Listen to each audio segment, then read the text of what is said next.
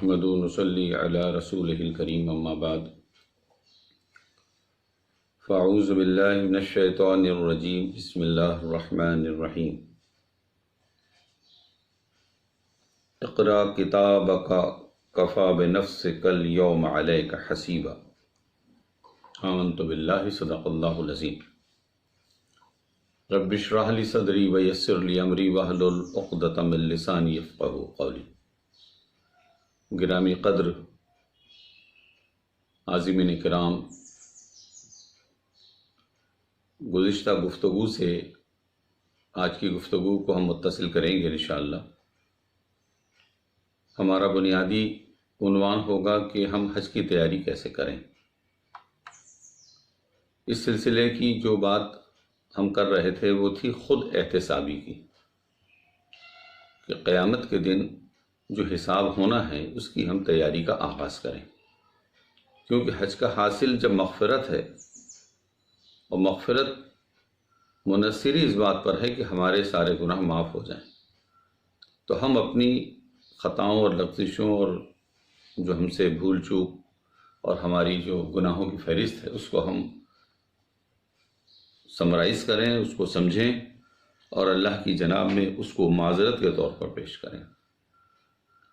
میری گفتگو سے کہیں خدا نخواستہ مایوسی کا پہلو ابھر کر نہ آئے کہ ہم اتنے گنہگار ہیں، ہر زاویے سے ہماری خطائیں ہیں، ہماری معافی کے کیا امکانات ہیں۔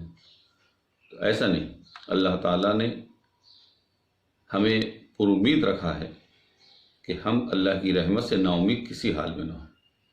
اگر ہم اللہ کی رحمت سے اس کی مغفرت کی امید رکھیں تو یقیناً اللہ بندے کے گمان کے ساتھ ہے، لیکن ساتھ ہی ساتھ اپنے گناہوں کا اعتراف کر کے اس کی بارگاہ میں معذرت اور معافی کا سچا معافی نامہ ہم پیش کریں۔ اسی سلسلے کی آج یہ گفتگو کو ہم آگے بڑھاتے ہیں۔ میں نے سورہ بنی اسرائیل کی آیت 14 کا کچھ حصہ آپ کے سامنے نقل کیا ہے، جس میں اللہ تبارک و تعالیٰ نے ہدایت فرمائی، اقرأ کتابک کفی بنفسک اليوم علیک حسیبا۔ منظر کچھ اس طرح بنے گا قیامت میں کہ اللہ تعالیٰ خطا کاروں کو یہ بات بھی فرمائے گا کہ لے پڑھ اپنا نامہ اعمال، آج کے دن اپنا حساب کرنے کے لیے تو خود کافی ہے۔ یہ بات بہت نازک ہے، جیسا کہ میں نے کل بھی عرض کیا تھا کہ اللہ تعالیٰ نے ہمیں بار بار متنبہ کیا کہ انسان اپنا حساب کر لے۔ حساب کریں گے تو اپنا نفع نقصان سمجھ میں آئے گا، اور جب نفع نقصان سمجھ میں آئے گا تو ابھی موقع ہے سمجھنے کا، ہم سنبھل سکتے ہیں۔ توبہ کے دروازے بند نہیں ہوئے ہیں، توبہ کا دروازہ اس وقت تک کھلا ہے جب تک موت کے فرشتے کو ہم دیکھ نہ لیں، تو اپنی خطاؤں کو ہم ریئلائز کر لیں، اس سے معافی مانگ لیں۔ اس پہلو کی ہم جو گفتگو کر رہے تھے کہ ہم پر اپنی زندگی میں دو حصے ہو جاتے ہیں ہمارے وجود کے، ایک تعلق ہمارا اللہ کی ہستی سے جڑتا ہے، اور ایک تعلق ہمارا انسانی معاشرے سے، انسانی رشتے ناتوں سے جڑتا ہے، یا انسانوں کے علاوہ کائنات کی اور چیزوں سے بھی جڑتا ہے، وہ وسیع ہوتا ہے وہ دائرہ۔ تو اللہ سے ہمارا کیا معاملہ ہے اور کیا ہونا چاہیے اور کیا ہے، اس کو ہم کو سمجھنا پڑے گا۔ اس کے لیے ایک بڑی اچھی گفتگو نبی کریم صلی اللہ علیہ وسلم اور حضرت معاذ بن جبل رضی اللہ تعالیٰ عنہ کے مابین ہمیں ملتی۔ ایک موقع پر حضرت معاذ بن جبل رضی اللہ تعالیٰ عنہ کے ساتھ سفر فرما تھے۔ حضور نے آواز دی، یا معاذ، تو حضرت معاذ نے کہا، لبیک یا رسول اللہ و سعدیک، یا رسول اللہ میں حاضر ہوں، ارشاد فرمائیں میرے لیے کیا حکم ہے۔ حضور خاموش ہوئے، کچھ نہ فرمایا، مزید آگے چلے۔ کچھ دور چلے، پھر آپ نے آواز دی، یا معاذ۔ حضرت معاذ نے فوراً کہا، لبیک یا رسول اللہ صلی اللہ علیہ وسلم، فدی و امی و سعدیک، میرے ماں باپ قربان حضور، ارشاد فرمائیے میں حاضر ہوں۔ حضور نے پھر سکوت فرمایا، پھر مزید آگے بڑھے۔ پھر کچھ دیر کے بعد ارشاد فرمایا، یا معاذ۔ تو حضرت معاذ نے پھر یہ کلمات دہرائے کہ میرے ماں باپ آپ پہ قربان، یا رسول اللہ علیہ وسلم ارشاد فرمائے کیا حکم ہے، میں حاضر ہوں۔ تو حضور نے ایک سوال پوچھا، یہ انداز تھا مکمل یکسوئی اور مکمل توجہ کو اپنے طرف مبذول فرمانے کا۔ حضور صلی اللہ علیہ وسلم کا انداز تربیت تھا کہ جب کوئی ان سے گفتگو ہو تو پوری توجہ کے ساتھ آپ صلی اللہ علیہ وسلم کی بات کو صحابہ کلیکٹ کریں۔ چنانچہ جب حضرت معاذ کی یکسوئی مکمل 100% ہو گئی تو حضور نے ایک سوال پوچھا، معاذ یہ بتاؤ اللہ کا بندوں پر کیا حق عائد ہوتا ہے؟ تو انتہائی مؤدب، انتہائی باادب صحابہ اکرام تھے، حضور کے شاگرد۔ وہ ہماری طرح جسارت نہیں کرتے تھے کہ جو کچھ معلومات ہے وہ حضور کے سامنے اونڈیلنے لگے، نہیں، بلکہ انتہائی انکساری اور ادب سے کہنے لگے کہ اللہ اور اس کے رسول بہتر جانتے ہیں۔ تو حضور نے ارشاد فرمایا اللہ کا حق بندوں پر یہ ہے کہ بندے اللہ کے ساتھ شرک نہ کریں۔ پھر پوچھا اگر بندے ایسا کریں تو اللہ پر بندوں کا کیا حق عائد ہوتا ہے؟ تب بھی حضرت معاذ نے یہ فرمایا اللہ اور اس کے رسول بہتر جانتے ہیں۔ تو حضور نے فرمایا اللہ پر یہ حق عائد ہوتا ہے بندوں کا کہ اللہ انہیں معاف فرما دے۔ تو شرک نہ کریں کا کیا معنی ہے؟ یہ صحابہ کرام تھے، یہ تو شرک سے پاک ہو چکے تھے، ہمارے لیے تربیت کا سامان فراہم کیا جا رہا تھا۔ اور شرک اتنا بڑا جرم ہے جس کو قرآن کہتا ہے ان الشرک لظلم عظیم، یہ سب سے بڑا ظلم ہے جو انسان اپنے ہاتھوں سے کرتا ہے۔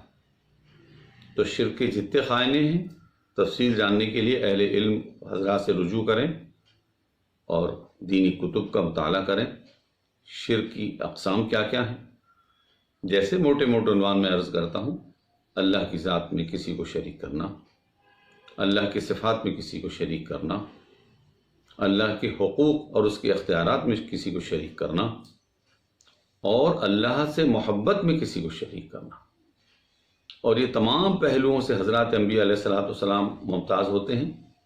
اور حج تو ہمیں عطا ہی ہوا ہے ابراہیم علیہ السلام کی کوششوں سے، جن کے عظیم مراتب ہیں اللہ کے یہاں، جیسے انہیں ابو الانبیاء کہا جاتا ہے، خلیل اللہ کہا جاتا ہے، امام الناس کہا جاتا ہے، اور یہ سب اللہ کی طرف سے القابات آپ کو عطا ہوئے۔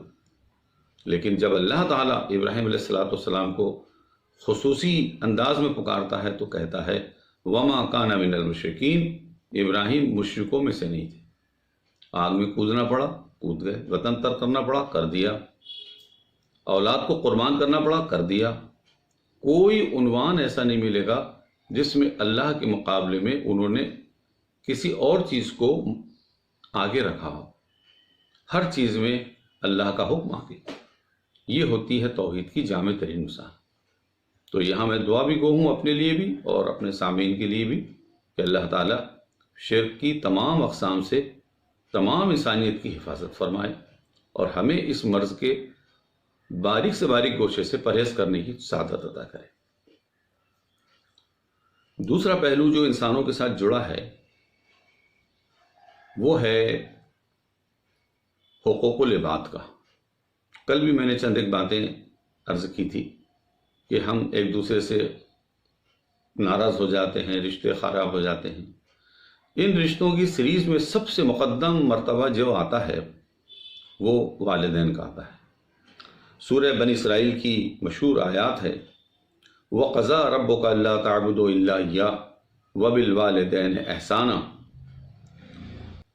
إِمَّا يَبْلُغَنَّ عِندَكَ الْكِبَرَ أَحَدُهُمَا أَوْ كِلَاهُمَا فَلَا تَقُل لَّهُمَا أُفٍّ وَلَا تَنْهَرْهُمَا وَقُل لَّهُمَا قَوْلًا كَرِيمًا وَاخْفِضْ لَهُمَا جَنَاحَ الذُّلِّ مِنَ الرَّحْمَةِ وَقُل رَّبِّ ارْحَمْهُمَا كَمَا رَبَّيَانِي صَغِيرًا۔ یہ عظیم ترین ہدایت اللہ نے عنایت فرمائی کہ اللہ نے فیصلہ کر دیا اس بات کا کہ عبادت تو صرف اللہ کی ہوگی، اور والدین کے ساتھ احسان کرنا، دونوں یا دونوں میں سے کوئی ایک جب ضعیفی کے مرحلے میں آج پہنچے تجھ کو ملیں تو انہیں ان کے سامنے تمہارا طرز عمل کیسا ہونا کہ فلا تقل لہما اف بھی نہیں کرنا ان کے سامنے، اور جب گفتگو کا مرحلہ آئے بات کرنے کا تو قولاً کریمہ، آپ کے الفاظ معزز ہو، ان کا اکرام کے ساتھ ہو، اور ان کے سامنے اپنے زانوں اپنے شانوں کو جھکا کے رکھنا، اور اللہ سے دعا گو ہو کے رہنا کہ اللہ تعالیٰ ان دونوں پہ ایسی رحمت اور ایسا فضل و کرم فرمائے، ایسی شفقت فرمائے جیسا کہ انہوں نے بچپن میں میرے ساتھ کیا ہے۔ تو یہ اتنی واضح ہدایت اللہ نے دی ہے اس رشتے کی، ہمیں اپنا محاسبہ کر کے دیکھنا چاہیے کہ جن رشتے ناتوں کو اللہ تعالیٰ نے اتنا آنر دیا ہے، اتنا اکرام دیا ہے، ہم آج کی زندگی میں ان کے ساتھ کیا معاملہ کر رہے ہیں۔ اللہ نے اف بھی کرنے کی اجازت نہیں دی۔ دو چند واقعات میں آپ کے سامنے شیئر کرتا ہوں۔ ایک صحابی ہے، رسول صلی اللہ علیہ وسلم حجۃ الوداع کے موقع پر آپ صلی اللہ علیہ وسلم سے اپنے حج کا ذکر کرتے ہیں بعد میں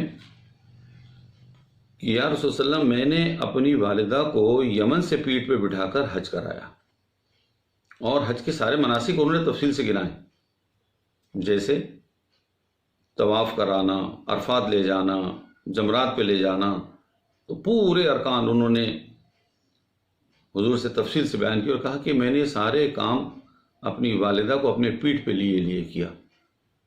تو یا رسول اللہ صلی اللہ علیہ وسلم، کیا میں نے اپنی ماں کی خدمت کا حق ادا کر دیا؟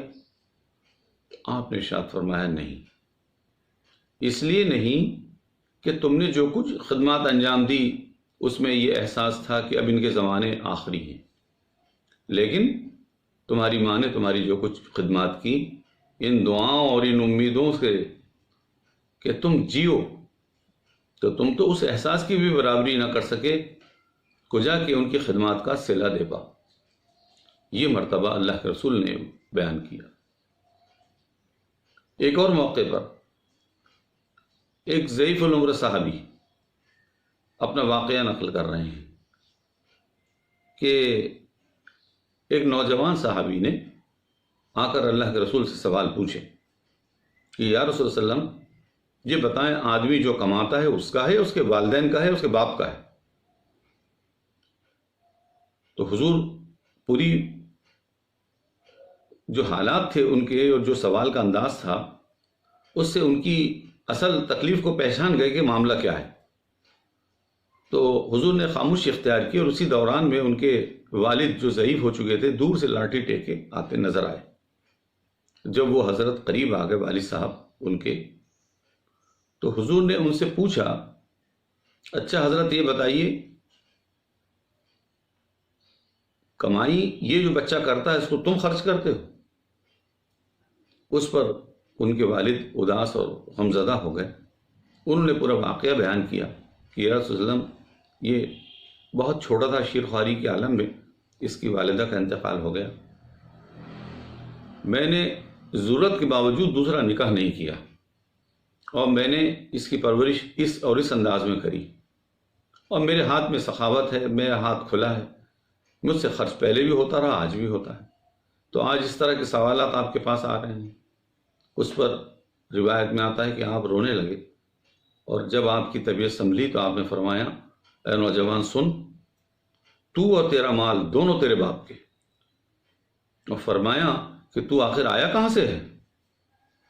تو یہ جو ہدایات ہیں اللہ کی اور اس کے رسول کی، یہ ہمیں جائزہ لینے کی، توجہ ہمیں اس جانب کرنے کی اپنے نام اعمال پر، جیسا کہ ابھی میں نے وہ آیت سورہ بنی اسرائیل کی کوٹ کی کہ قیامت کے دن یہ سب کچھ ہونے والا ہے۔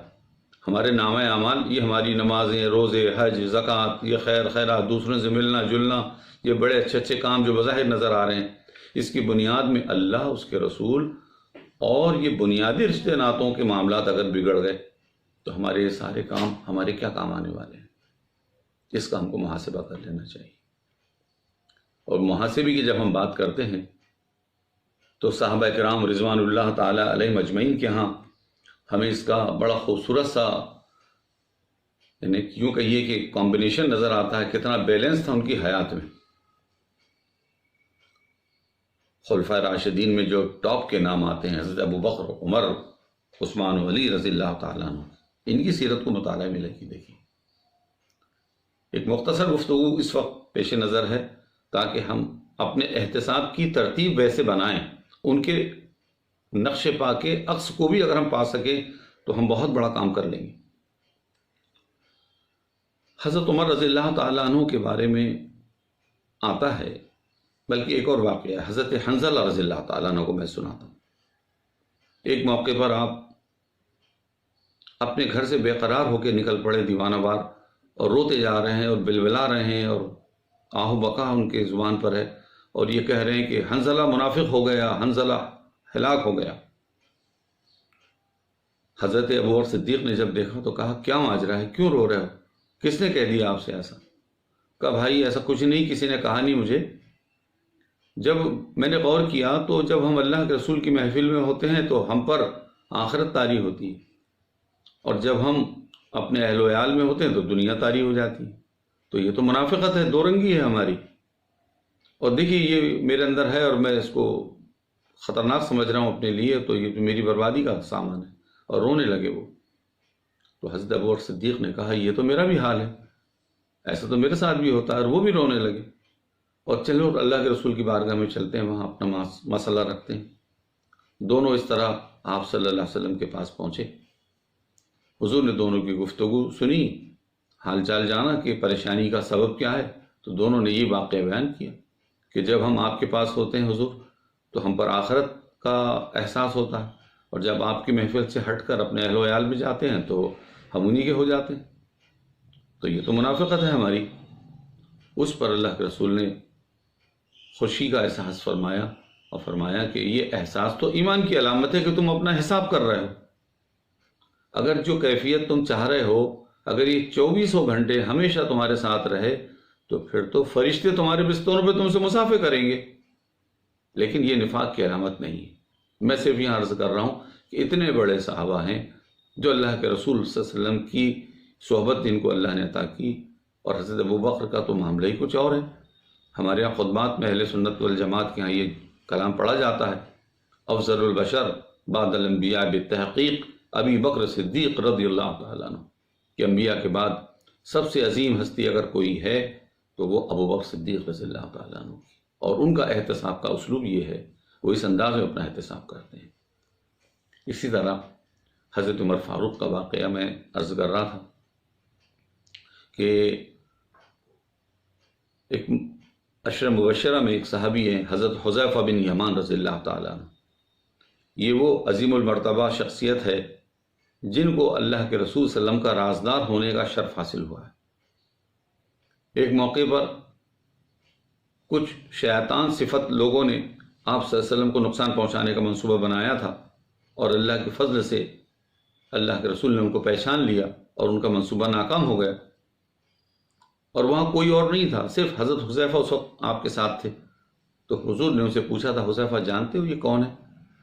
تو انہوں نے کہا نہیں حضور، میں نے ان کو چہرے سے تو نہیں پہچانا، لیکن ان کے جانوروں کو دیکھ کر میں پہچانتا ہوں کہ فلاں قبیلے کے ہو سکتے ہیں۔ تو حضور نے پھر ان کو ان کے نام بتا دیے کہ دیکھو یہ فلاں ہے، یہ فلاں ہے، یہ فلاں ہے، لیکن میں تم کو تاکید کرتا ہوں کہ یہ میرا راز ہے جو کسی اور سے بیان نہیں کروں۔ اس نسبت سے حضرت حذیفہ کو، حذیفہ بن یمان کو رضی اللہ تعالیٰ عنہ کو رازدار رسالت مآب صلی اللہ علیہ وسلم بھی کہا جاتا ہے۔ اب یہ بات میں اس لیے عرض کر رہا ہوں کہ بعد میں نبی کریم صلی اللہ علیہ وسلم کو ایسے ظالموں کی نماز جنازہ پڑھانے سے روک دیا گیا۔ اب یہ حکم آ چکا تھا، تو چنانچہ حضرت عمر رضی اللہ تعالیٰ عنہ یہ آبزرو کرتے کہ میت میں اگر حذیفہ نہیں ہے تو پھر حضرت عمر شامل نہیں ہوتے، لیکن پبلسٹی بھی نہیں کرنا ہے کسی کے کردار کی، یہ بھی اسلام کا وصف ہے۔ اب حضرت عمر کو اپنی فکر لاحق ہوئی۔ ایک موقع پر حضرت حذیفہ رضی اللہ تعالی عنہ سے درخواست کرتے ہیں امیر المومنین کہ حذیفہ، اللہ کے رسول صلی اللہ علیہ وسلم کے راز کو کھولنا تو گناہ ہے، لیکن مجھے اپنی فکر پڑی ہے، بس مجھے اتنا بتا دو کہ میرا نام تو اس فہرست میں نہیں ہے، یہ کون ہے شخصیت جن کے بارے میں اللہ کے رسول کا ارشاد ضمانت پاتا ہے کہ آپ نے فرمایا کہ میرے بعد اگر کوئی نبی ہوتا تو عمر ہوتا. اس مرتبے کی ہستی ہے حضرت عمر رضی اللہ تعالیٰ عنہ، لیکن اپنی نجات کی فکر اس طرح کر رہے ہیں کہ نبی کریم صلی اللہ علیہ وسلم کے رازدار سے یہ جاننے کا شوق ان کو بے قرار کر رہا ہے کہ ان گنہگاروں کی فہرست میں کہیں ان کا نام تو نہیں ہے. جب حضرت عمر کی شہادت ہو گئی اور آپ کو زخم لگ گئے، اتنے قریب تھے کہ اب آپ کی روح پرواز ہوگی، اس وقت جو بے چینی کا عالم تھا، اپنے فرزند عبداللہ ابن عمر سے کہتے ہیں کہ مجھے زمین پہ ڈال دو.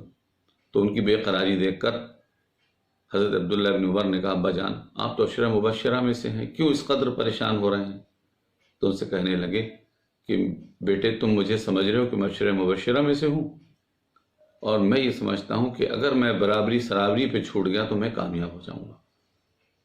یہ سب صحابہ ہماری تربیت کے جگمگاتے ستارے ہیں، ہمیں ان سے رہنمائی حاصل کرنا چاہیے. ان واقعات سے اپنی سیرت کے محاسبہ کرنے کا ہمیں اسلوب ملتا ہے. اللہ تعالیٰ سے دعا کرتا ہوں کہ اس گفتگو کو ہمارے لیے نافع بنا دے، مفید بنا دے، اور ہمیں اپنا محاسبہ کرنے کی سعادت عطا فرمائے.